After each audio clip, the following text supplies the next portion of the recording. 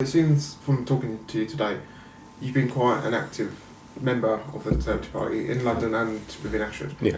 What got you involved in joining the party? Was it you brought up Margaret Thatcher? Was it a Thatcher policy, or because you had a school teacher who was very socialist? He was one. He was a good teacher because he just he didn't put it down your throat and say, everyone's going to vote socialist. He was that, but he was like you remember certain teachers in your lifetime. He was he had his opinion, but he wanted you to have an opinion. He said, you're not going to agree with me on things, you're not going, but in my mind, I'm doing the paper round in Beaver Ward and reading the papers, and then I'd be reading the news and business and finance and thinking, look, I was quite switched on as a kid, asking my dad, so even from an age of politics. And the light bulb moment was, Mrs. Thatcher. There's many policies I agree with, some bits you don't, but you can't have every single policy that you're going to agree with. So there's elements thinking I disagreed with, and I've written off to think I don't agree with that. Saying whatever Prime Minister, whoever party it is, some bit you think, okay, of an opposition party, you think actually that's a good policy. You have to learn, not everything is coming from one, you grow. That was, I was interested in, because I thought, like, someone's making a decision about me, I need to know, is it good for me, is it good for my family, and if it's not, what can I do to campaign, or what can I do to say, look, I don't agree with, and this is the reason why. Not just like I hate that policy, which a lot of the other parties they just moan about things. Think, well, what's your policy? You don't actually have any offering. Certain ones wanted to abolish capitalism from one of those parties. Think, well, that is the proper democracies in the world and economies are run on that system. It's not perfect, but it's the better system than being in some communist state or people literally no options, no life, no choice. And it, through life, and I think everything still runs around business, and there's the income, it's jobs, it's people, have a go at big conglomerates, but, they can choose to go where they are, but they brought a skill and a service, and, for ones that have moaned about things, well, look at your phone. Your phone is the technological of one of these big companies. I'm not going to mention brands and shopping channels. We've got to look at, and obviously for some of the business locally have adapted things to compete and to be niche, or to be kind of more interesting. So my politics, has remained obviously my business career. I still dabbled, but I had obviously my focus was my career and travelling and doing things.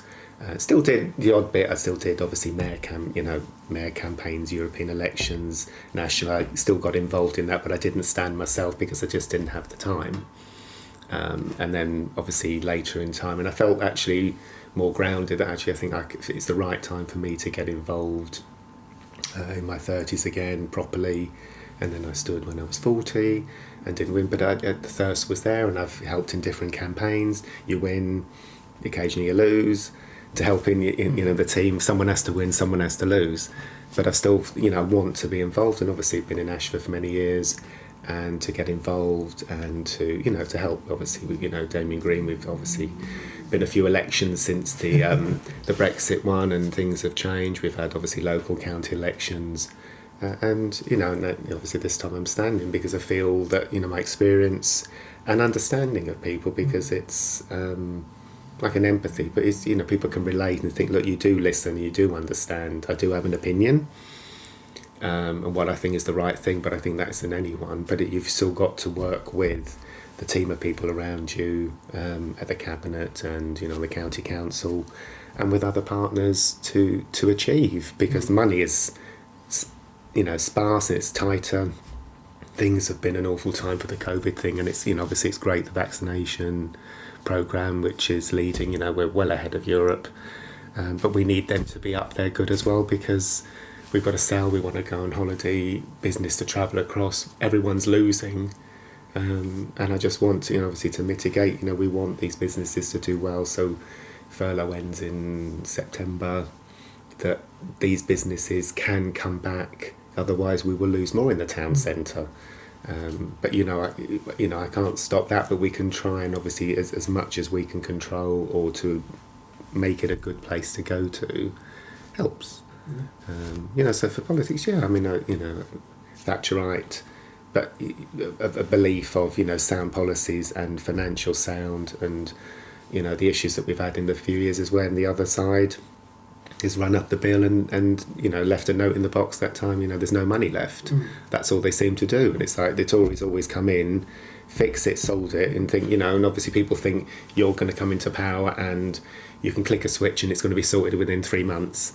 You know, it can take years because it's like running up a massive credit card bill which you can't afford, and you have to do some payment plan over and still trying to run basic services and life. And it's tough, and it's an awful thing that some people have had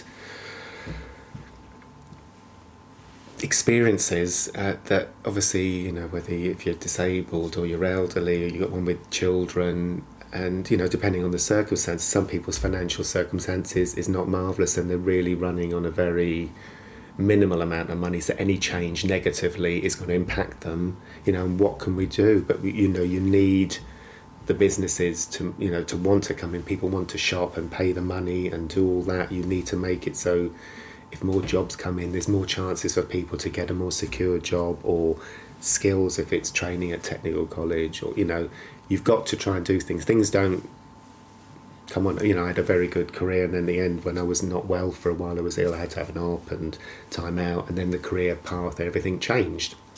And when I came back, and normally I could, you know, apply for a job and you'd be down to the like final 2 or 3. And then the last time I remember, it was 247 applications. I applied for jobs, and then the 248, I got a job of a different one. I didn't stay there too long, and then where the company I am now, I'm with. But that took, you know, and that's gut-wrenching that you apply, and nothing. You're not the right candidate, yet you've got, from, say, 2 years ago, I've got more skills. But every one of the other levels where people have been chopped, come down, you were all competing with people above you, coming for a lower salary, and it's tough. And I've had to, you know, change my career of what I'm going to do.